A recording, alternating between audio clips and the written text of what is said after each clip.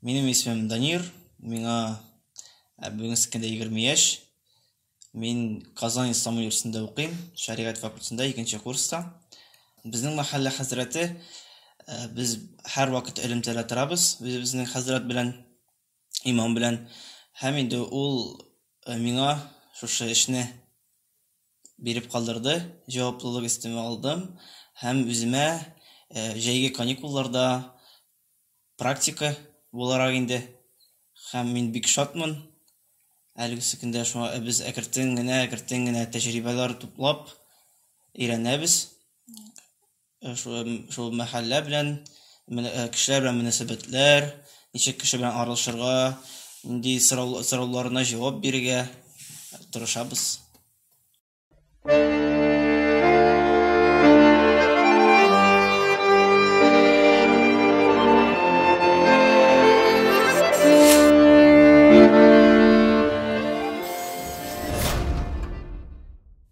Һәм инде исламга килүем минем яшь вакыттан ук әбием белән бергә намазлар укып, дугалар өйрәнеп, Коръәннән сүрәләр өйрәнеп үстек, Аллаһуга шөкер. Һәм инде шулай әкертен генә мәчетләргә йөреп, таравих намазларга йөреп, дуслар белән бергә шул әкертен генә кирип киттем исламга. Һәм инде 8нче, 9нчы классларда мин намазга бастым, шулай. Һәм инде 11-не бетереп, мин шул Казан Ислам университетына кирдем. Бүгенге көндә 2нче курсны бетердем, Аллаһка шөкер. Аллаһ Тәгалә аларга да аларның күңелләренә, йөрәкләренә йомшаклык салгандыр. Авыл халкы бик рәхмәтле.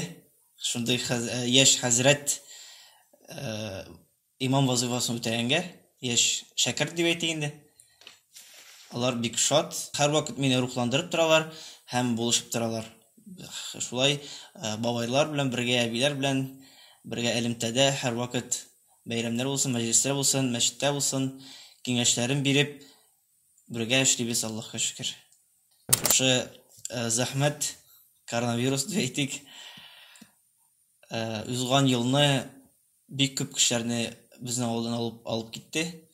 Һәм инде шунда шул вакытка туры килде минем практика дип әйтик. Һәм күп кешенең җирләргә туры килде. Күреп үстек инде без яшь вакыттан ук әтиләр белән бергә, берәр нис булса күршеләр үлсенме, вафат булганда, һәм дә инде шулай ук туганнар вафат булганда әти алып бара иде.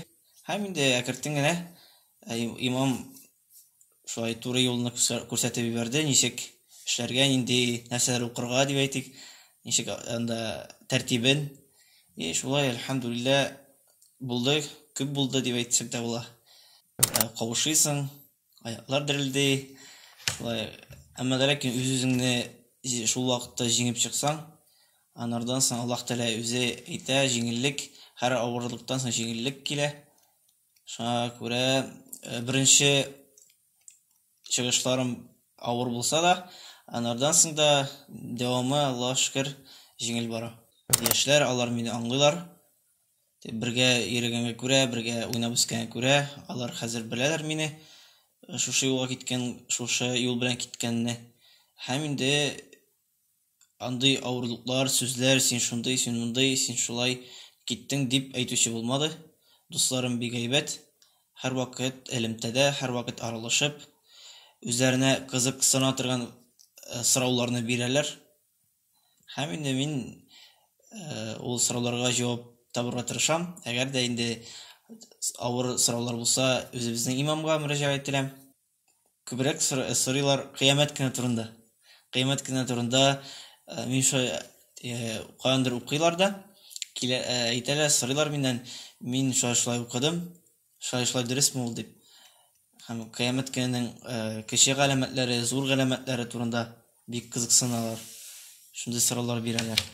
Һәм инде Аллаһ турында, Аллаһ Тәгалә ничек җәзасын бирә, ничек әҗерен бирә, ничек җәннәткә кертә.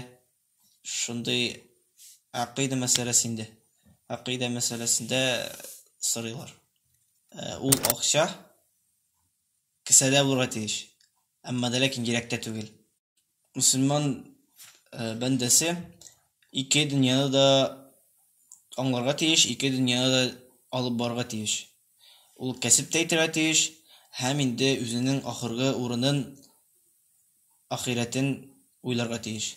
Минем уйлавымча, мөселман кешесе бай булырга тиеш, чөнки әгәр дә мөселман кешесе бай булса, ул факирләргә ярдәм итә, закат бирә, дип әйтик, садакасын бирә, фитр садакасын бирә. Һәм шул вакытта факирләр дә рәхәт яшәрләр дип уйлыйм. Әгәр дә синең шундый осталыгың бар икән, шундый курслар ясарга, мәсәлән, лекциялар ясарга булдыра алсаң, минем уйлавымча бик әйбәт, һәм кешегә дә ярдәм итәсең, һәм инде үзеңә дә кәсеп итәсең. Шушы акча белән, мәсәлән, гаиләңне карыйсың. Әгәр дә мөселман кызы иреннән аерылырга тели икән, беренчедән талак дигән әйбер бар. Ир белән хатын арасында талак дигән сүз. Ул талакның хукукы, ул талак сүзен әйтү хукукы ул иратта. Әгәр дә ират әйтмәсә, хатын-кыз аерыла алмый. Әмма ләкин бар шундый мәсьәләләр, хатын-кыз ягыннан да талак бирелә торган. Улсы инде аның казый хәл итә, казыйга баралар. Мәсәлән, аның ире аны тәэмин итми, мәсәлән, акча бирми, ашатмый, ишетми, һәм ул ач тора, мәсәлән. Я булмаса кыйный.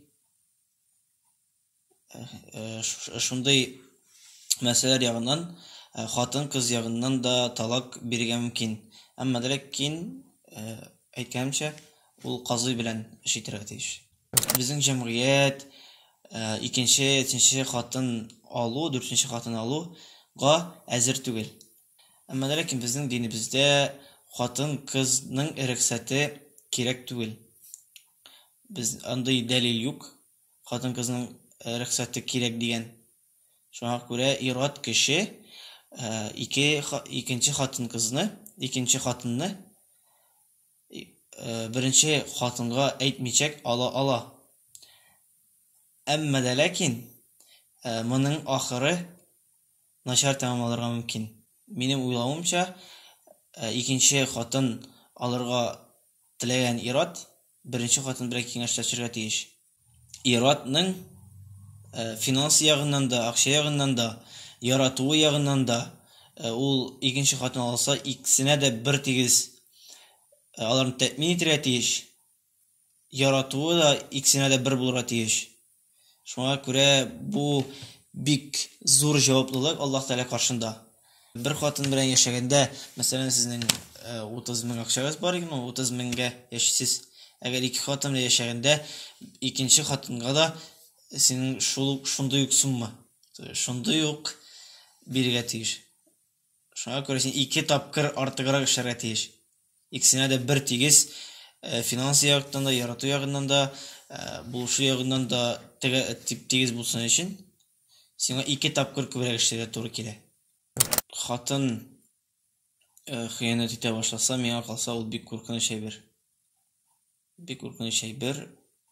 Андый хатын белән минем уйлавымча тормаска кирәк. Ир белән хатын аерылышса да, ул синең балалар. Син аларны тәэмин итәргә тиеш. Синең балаларың, син аларны ашатырга, син аларны өйләндерергә, кияүгә чыгарга синең өстеңә җаваплылык. Беренче тапкыр кияүгә чыкканда хатын-кызның әти-әниләре риза булырга тиеш. Хәер фатикасын алмыйчак никах укылмый. Шуңа күрә әгәр дә аларның кызның әти-әнисе риза түгел икән, бу вакытта мин укымас идем. Андый хатын-кызга минем киңәшем шул. Миңа калса, ул үзенең ире белән утырып киңәшләшергә тиеш. Нигә ул анда бара? Ни сәбәпле? Бәлкем сәбәп хатын-кызның үзендәдер. Алар бергә утырышып, моны аңлашырга, сөйләшергә тиешләр. Һәм инде анардан соң үзләренең алдагы тормышларын уйларга тиешләр. Пәйгамбәребезнең саллаллаһу алейхи ва саллямның бер хадисе бар. Ул мондай намаз уку турында сүз бара. Намаз укучыларга сез күпкә карамагыз ди. Пәйгамбәребез тыя күпкә карауны намаз уккан вакытта сезнең күзсез калуыгыз ихтимал ди. Шуңа күрә безнең намазда вакытта күпкә карау тыела. Инде булай дуга кылганда безнең намаз укканда кыйблабыз Кәгъбәтулла булса, Мәккәдәге Кәгъбәтулла, дуга кылганда безнең кыйблабыз ул күк. Бер сүзсез ул намаз укырга тиеш. Ул ислам диненең кагыйдәләре, ислам диненең нигезен белергә тиеш. Чөнки ул безнең һәрбер мөселман бәндәсенең фарызы. Инде абыстай булып, мәсәлән, имам булып укып, анда хатын-кызларга дәрес биреп, ислам динен өйрәтү миңа калса алай булырга тиеш түгел. Әмма ләкин рөхсәт, әгәр дә кешегә хатын-кызга ул эше икән булсын, имамнар шул ук мөселманнарның нигенә керә, тәртибенә. Без инде мөселман бәндәсе, ул үзгә дингә өйләнә алмый. Үзенең диндәге булган кеше белән генә өйләнергә рөхсәт ителә. Һәр кешенең үзенең фикере һәр вакыт булырга тиеш дип уйлыйм. Һәм минем фикерем буенча мөселман кешесе яраклаша белергә тиеш. Сүзләр табырга тиеш, сөйләмнәр, бергә дуслашырга тиеш. Һәм инде без светский государствода яшәгәнгә күрә, без үзебезнең законнан өстен бара алмыйбыз.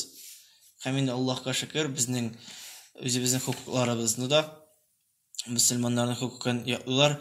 Менә белгәнегезчә, безнең Татарстанда 2 бәйрәм. Шушы бәйрәмнәр Корбан гаете бәйрәме һәм Ураза бәйрәмендә безнең яллар бирелә. Ул безнең официаль бирелә дип әйтик, Татарстан Җумһурияте тарафыннан. Шуңа күрә бу бик матур. Ислам динендә гыйлем үзебез белгәнебезчә бик күп, тирән. Безнең алган гыйлем, мәсәлән, 4 ел без бакалаврда укыйбыз. Ул диңгездән чыпчык су эчкән кебек тә түгел. Шуңа күрә минем алдагы тормышым, иншаллаһ, Аллаһ Таала биргән булса, укуымны дәвам итәргә һәм инде гыйлем тупларга, бәлкем үзгә гарәп илләренә дә китәргә, әгәр дә мөмкинчелек булса. Шуңа күрә әле гыйлем 5 елдан соң мин үземне шәкерт булырмын дип уйлыйм. Анардан соң инде укытучы